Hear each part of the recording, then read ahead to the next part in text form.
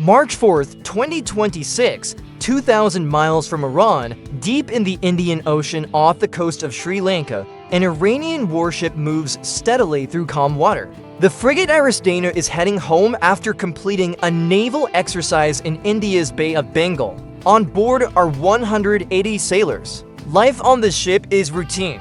The crew rotates through their shifts. Some sailors sleep below deck. Others stand watch on the bridge and along the rails. From their perspective, it's a normal transit across open ocean. No threats, no alarms. Nothing unusual on radar or sonar. But they have no idea what is beneath them. 600 feet below the surface, hidden in the dark water, an American submarine waits. A Los Angeles-class attack submarine armed with Mark 48 torpedoes. It has been tracking the Iranian ship for hours, silently matching its course and speed.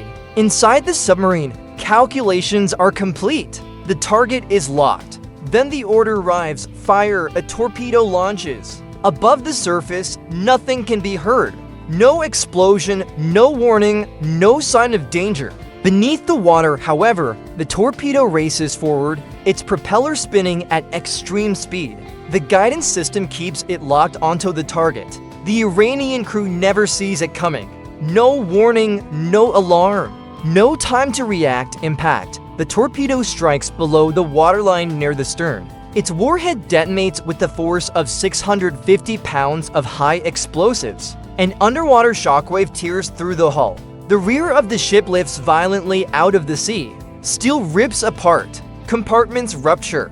Fuel ignites. A massive explosion erupts across the deck. Within moments, the IRIS Dena begins to sink. 87 sailors are lost. 32 are rescued. About 60 more remain unaccounted for. The war has now expanded 2,000 miles beyond the Persian Gulf. This moment also marks a historic milestone. It is the first time an American submarine has sunk an enemy warship with a torpedo since World War II, and the message is unmistakable. No Iranian ship is safe anywhere. U.S. Defense Secretary Pete Hegseth announced the strike bluntly at the Pentagon. Yesterday in the Indian Ocean, he said, an American submarine sank an Iranian warship that believed it was safe in international waters. Instead, it was destroyed by a torpedo. A quiet death. Quiet death. The phrase captures the nature of submarine warfare perfectly. Submarines fight unseen and unheard. Their targets rarely know they are there until the torpedo hits. By then, it's already over. The IRIS Dena never had a chance. The Pentagon later released video footage of the attack taken from a distant vantage point. The video shows the Iranian frigate moving normally across the water. Then suddenly the stern lifts violently upward. A massive explosion erupts at the rear of the ship. Water and debris blast into the air. The vessel begins to break apart. The back section collapses, and within minutes the ship is sinking stern first into the Indian Ocean. Recovery operations begin almost immediately. So far, 87 bodies have been recovered. Sri Lankan rescue teams pulled them from the water and transported them to Karpitia Hospital in Galay. 32 survivors, many with serious injuries, were taken to nearby hospitals for treatment. Roughly 60 sailors are still missing. Many are believed to be trapped in the wreckage on the ocean floor or scattered somewhere across the debris field. The commander of the IRIS Dena survived, along with several senior officers. According to Sri Lankan sources who spoke with Reuters, the officers told rescuers the ship had been struck by a submarine attack. They never saw it coming. They never detected the submarine, and they had no time to respond. One moment everything was normal. The next moment, the ship was sinking. That is the reality of submarine warfare: silent, sudden, and lethal. Sri Lankan Navy spokesman Commander Boudica Sampath described the aftermath as search operations continued. With 87 confirmed dead and dozens still missing, the death toll could rise further. But the sinking of the IRIS Dena is not only a tragedy, it is also history. For the United States, this is the first time since World War II that a U.S. submarine has sunk an enemy ship with a torpedo. Defense Secretary Hegseth emphasized that point, the first sinking of an enemy ship by a torpedo since World War II. He said, technically, other nations have done it since then. The United Kingdom sank the Argentine cruiser-era General Belgrano during the Falklands War in 1982. Pakistan destroyed an Indian frigate during the 1971 war, but for the United States, it has been 81 years and the strike signals a major shift in the conflict. Iran believed its navy could operate safely outside the Persian Gulf, far from the main conflict zone, moving through international waters on routine missions. That assumption was wrong. The IRIS Dena was nowhere near the Strait of Hormuz. It wasn't operating inside the Persian Gulf. It wasn't even close to the primary theater of operations. It was 2,000 miles away in the Indian Ocean, returning home from a friendly naval exercise. And yet the United States still found it, tracked it, and destroyed it. Nowhere is safe. Not the Gulf, not the Red Sea, not even the Indian Ocean. If you're flying an Iranian flag, you're a target. The IRIS Dena was a Mauj-class frigate, part of Iran's Southern Fleet, first launched in 2015. It wasn't a massive warship about 1,500 tons with a crew of roughly 180 sailors, but it was capable by Iranian standards. It was modern, armed with anti-ship missiles, torpedoes, and a 76mm deck gun, and it had already taken part in international deployments before. Just weeks earlier, the IRIS Dena had participated in India's International Fleet Review 2026, a multinational naval event hosted by India in the Bay of Bengal. The exercise ran from February 18th to the 25th and included ships from more than a dozen countries: India, Iran, Russia, Sri Lanka, and others. The IRIS Dena arrived in Visakhapatnam, a major Indian naval port on the country's eastern coast, on February 17th. India's Eastern Naval Command even posted photos on social media. Indian Navy welcomes IRIS Dena of the Iranian Navy on her arrival at Visakhapatnam. The post read, reflecting long-standing cultural links between the two nations. It was a diplomatic mission building ties, showcasing Iran's naval presence, and participating in joint exercises. Then it was time to head home. The IRIS Dena departed India and began the long journey back to Iran. Sailing west across the Indian Ocean, the route would take it through the Arabian Sea, into the Gulf of Oman, and finally home. But it never arrived. Somewhere between India and Iran, an American submarine picked up its trail. It followed, it waited for the right moment, then it struck. Iran's foreign minister, Abbas Araghchi, reacted with fury. He called it an atrocity at sea, saying the United States had attacked a vessel thousands of miles away from Iranian shores, writing on X. He claimed the frigate visiting India as a guest of the Indian Navy and carrying nearly 130 sailors had been struck in international waters without warning.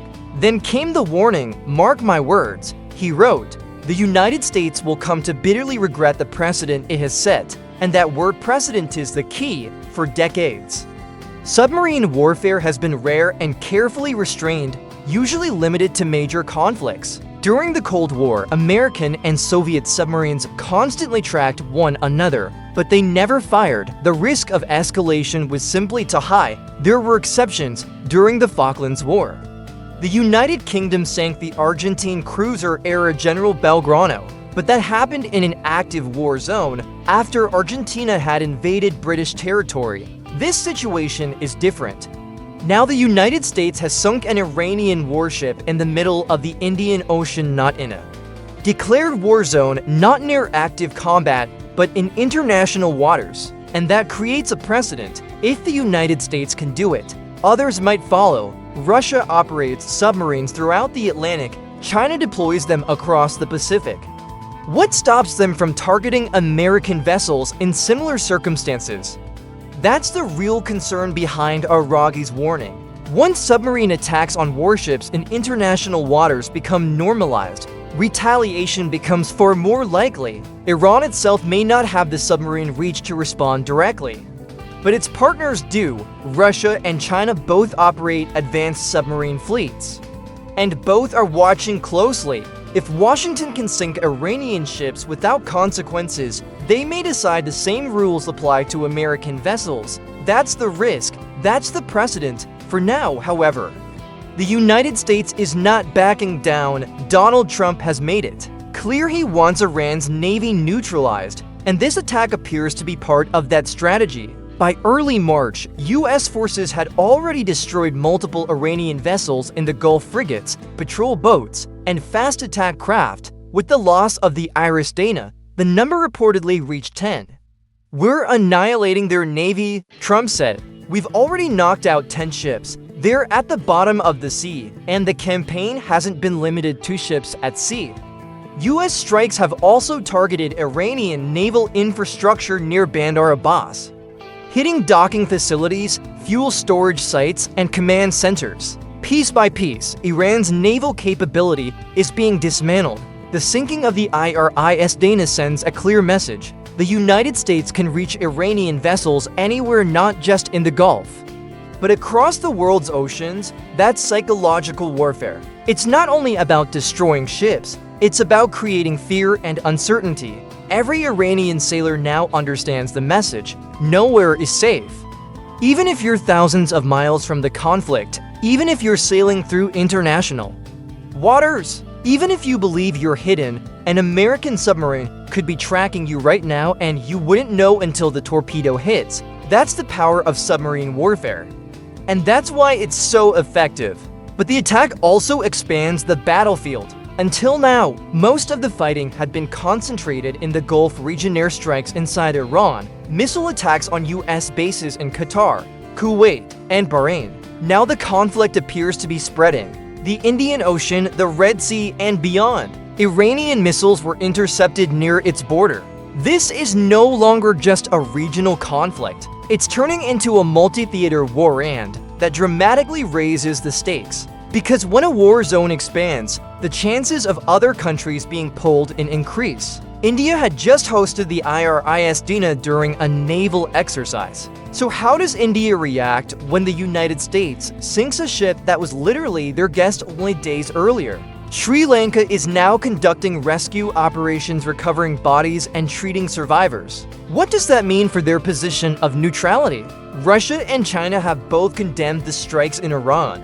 The question now is whether they will escalate their involvement, possibly providing more weapons, intelligence, or even direct military assistance. All of those outcomes are possible. Meanwhile, inside Iran, the war is already taking a serious toll. Iranian state television announced Wednesday that the mourning ceremony for Supreme Leader Ayatollah Ali Khamenei would be postponed. The reason? The strikes are simply too intense. Normally, when a supreme leader dies, millions of people attend the funeral. It's a massive public event, a display of unity and national mourning. But right now, Tehran is under bombardment. Airstrikes are hitting multiple districts. Government buildings have been destroyed. Infrastructure is collapsing. It's simply not safe to gather millions of people in one place. So the funeral has been delayed. And that delay is significant because it reveals just how much pressure the regime is under. They can't even hold a funeral for their most important leader. That's how serious the situation has become. And the strikes are continuing. By Wednesday, March 4th, the conflict had entered its 5th day. Admiral Brad Cooper, the top U.S. military commander in the Middle East, made the situation clear.